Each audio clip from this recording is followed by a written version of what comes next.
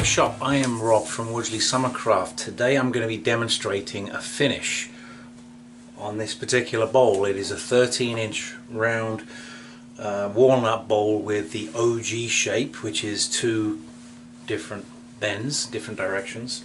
I don't usually do that shape, but for this bowl I decided to go with the OG shape.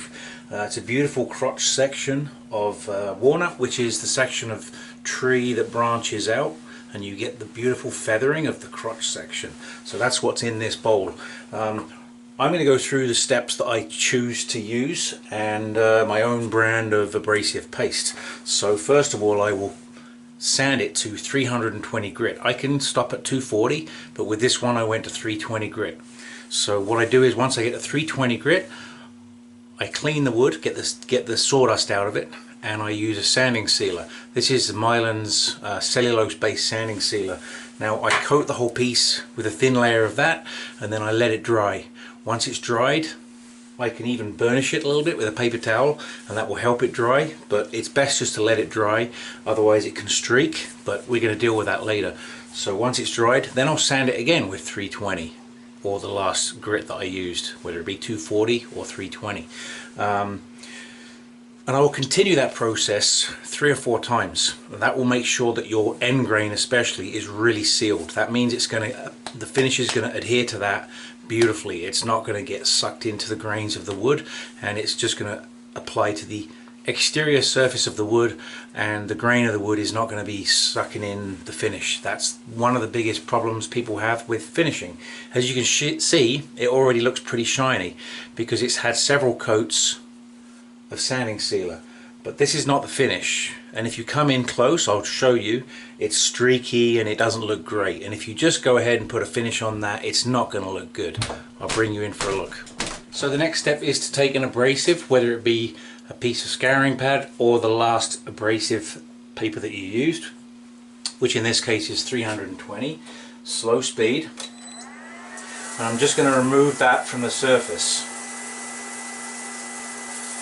That will get rid of all of the little streaks that we have and any fibers from the paper towel that was used to apply the sealer. Let's have a look at that. Okay, so it still needs a little bit more. You can do it by hand in some areas if need be. You want to make sure that there's no streaks in it. No high and low spots. I still have a few of them.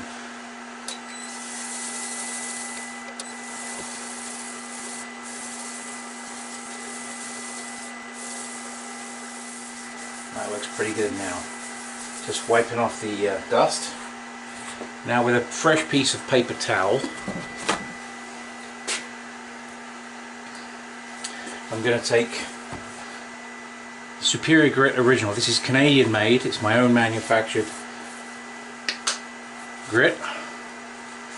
Looks like many others on the market, but this is the only Canadian made one that is available. So we'll apply a thin layer of that over the whole piece. Now you want to make sure you've got enough on. You don't want to load it up, but you don't want not enough on there either. I've seen guys say, oh yeah, just put a tiny bit on, but you got to coat the whole wood in it, otherwise it's not going to do anything. So coat the whole piece.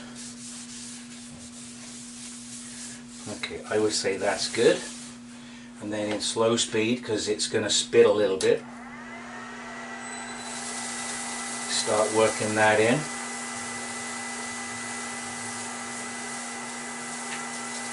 Gradually bring the speed up.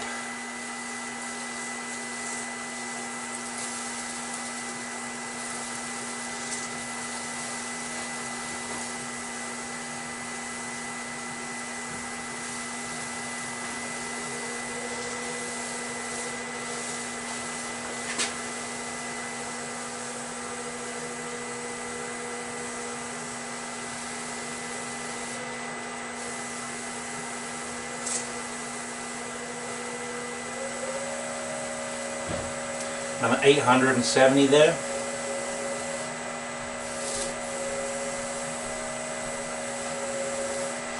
Keep using a fresh part of the paper towel now to remove any residue.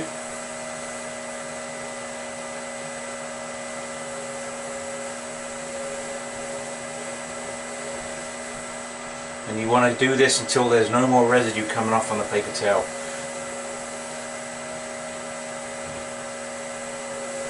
Okay, let's have a look at this.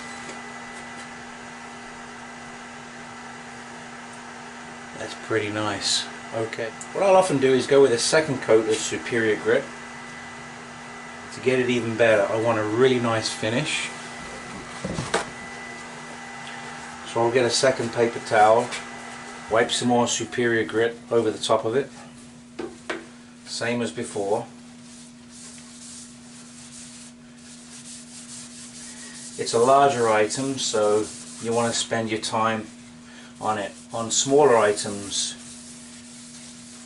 obviously it's a lot quicker, like pens or small spindles. This is quite a large item. It's 13 inches in diameter, 2.5 inches deep. Bring the speed down again. Now it's 400 RPM.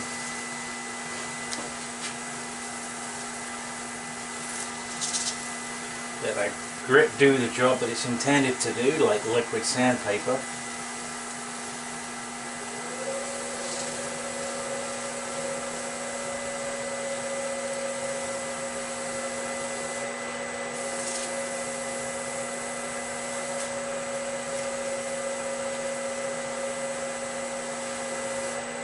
I'm going to get a fresh towel.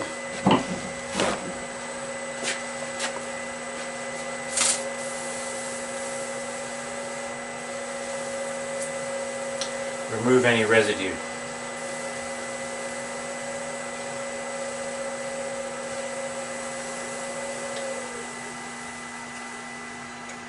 Okay, now this is really smooth.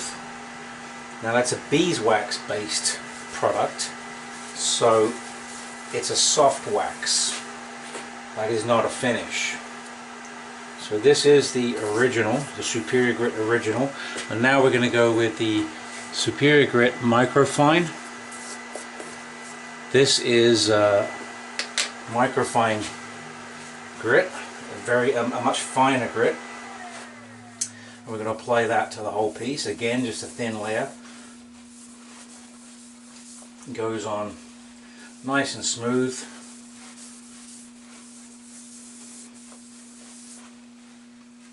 It gives you the ultimate foundation for a finish. Now I like a wax finish myself. You can use this over the top of a lacquer finish as well. Instead of the sanding sealer, you might have a lacquer finish. This will take off any slight imperfections of the lacquer finish, making it like glass.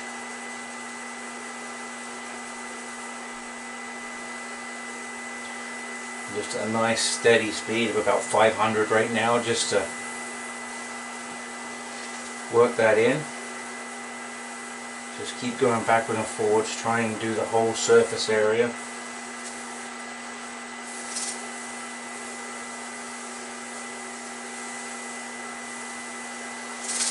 Now start removing the product with a fresh paper towel.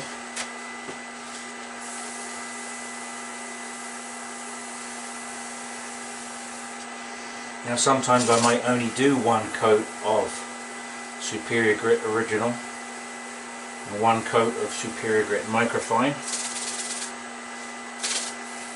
It really depends on the individual piece, on the wood and everything, your sanding job. If your sanding job has got big gouges in it still from 60 grit or 80 grit or 100 grit, you're not going to get rid of those with an abrasive paste. You need to bring it up to at least 240 grit with the sanding and remove any scratches. There we have the foundation for a finish now. And what we're going to do is, I think you can see some chatoyance in there now. I'll bring you in a bit closer and we'll apply our finish. For the finish we're going with Hampshire Sheen Gloss. It's a well-known product. I'm the only guy in Canada that retails it. And you just need a small amount on the paper towel and apply it. It's nice and soft. Apply it over the whole surface, the same as you did with the Superior Grit. Just a nice thin layer. And this has got microcrystalline wax, carnauba wax, solvents and a little bit of oil. And what will happen is when you apply it, you want to let it sit for a few minutes and allow the solvents to vap off before you burnish that in. And that will make sure that the wax stays on the surface of your piece. Okay, it has now sat for just a couple of minutes so that the surface is tacky and dry. And I'm using the same paper towel, which has also gone tacky and dry, but it's still got some wax on it. And I'm going to bring the speed up to a safe speed that's relatively high, just over 800 RPM. And just softly, gently, I'm not going to be pushing hard, gently burnishing that wax.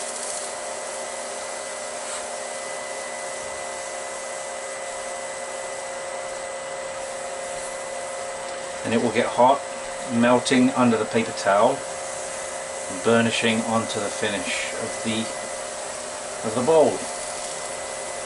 The underside of the bowl, that is. Now I am eventually going to turn this around to remove the mortise that I've created. The mortise is just there so that I can grab a hold of the bowl to turn the inside. Now I'm going to turn this paper towel around, a clean spot of paper towel, and just like any other finish you can apply multiple coats, and the more coats you put on, the shinier that your finish will get. But remember, we stopped sanding at 320 grit, sealed the wood, and then denibbed it basically back with 320 grit, and then used the Superior Grit original, the microfine, and now this is the Hampshire Sheen gloss. That's one coat of Hampshire Sheen gloss.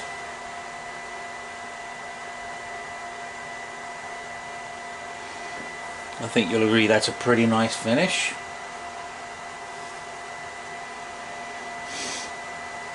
And what I think I'm going to do is apply a second coat, and then I'm going to use microcrystalline wax as a finishing coat. Okay, so this is the second coat that is now dried, and I'm going to burnish that in also. Try and get as much speed as I can. I'm at 900 RPM.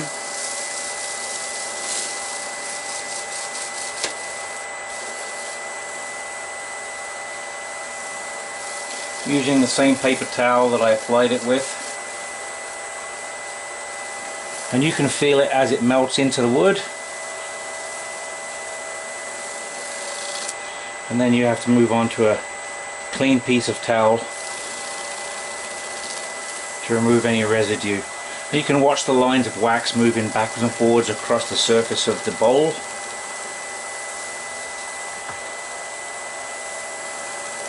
You want to keep doing this until there's nothing that comes off on the paper towel.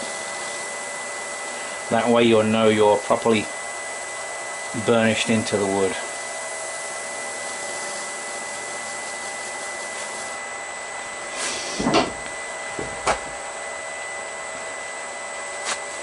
Now with a fresh towel,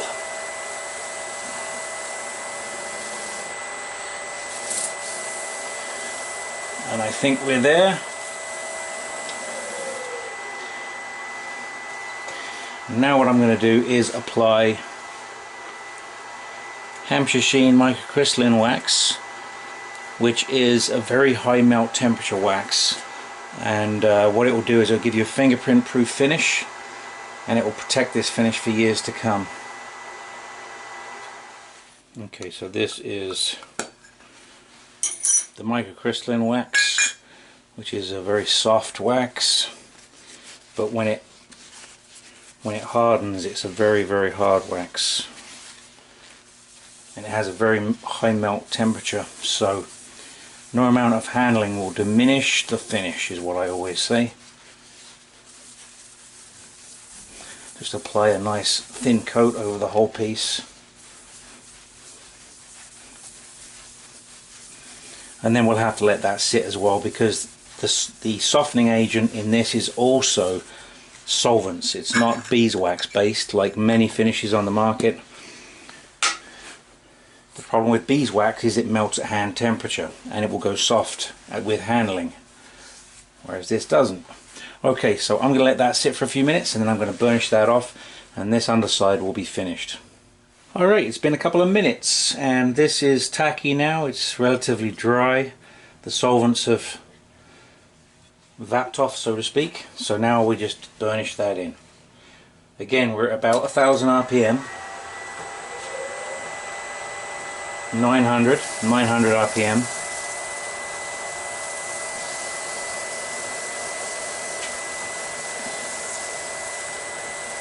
Just gently burnishing that finish into the wood. You want to make sure that when you finish there's nothing left that can go tacky, so you want to make sure that everything comes off of the bowl. I'm basically removing any residue now.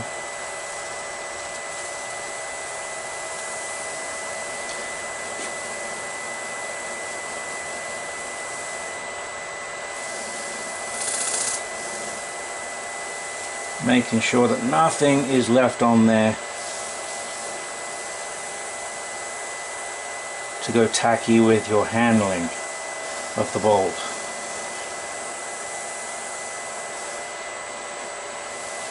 And that is it. The underside of this bowl is now finished. I'll bring you in for a little closer look. Okay. You can see the movement in the wood, the chatoyance that feathering has, and to touch it is very smooth, considering it was sanded only to 320 grit. So I started at 100, I went to 100, 150, 180, 220, 320, and then this is where we're at now. That is finished. Now obviously I'm still going to remove this once I finish the inside of the bowl. You can check out my Facebook profile later on if you want to see that. Rob Summerlin, Woodsley Summercraft. You'll find me on Facebook. So if you live in Canada, you now have a Canadian choice of abrasive paste for your wood turning. Please don't forget to like, share and subscribe, and please support my channel and my Canadian based business. I'm a one-man operation down here in southern Ontario. That's South Woodsley, a very, very small village, and yeah, it's been 8 years now and I've finally got my own abrasive paste. So I'm happy with the results. I hope you like the results that I got, and I'll leave a link to where you can purchase your own in the description below. Take care now. Bye.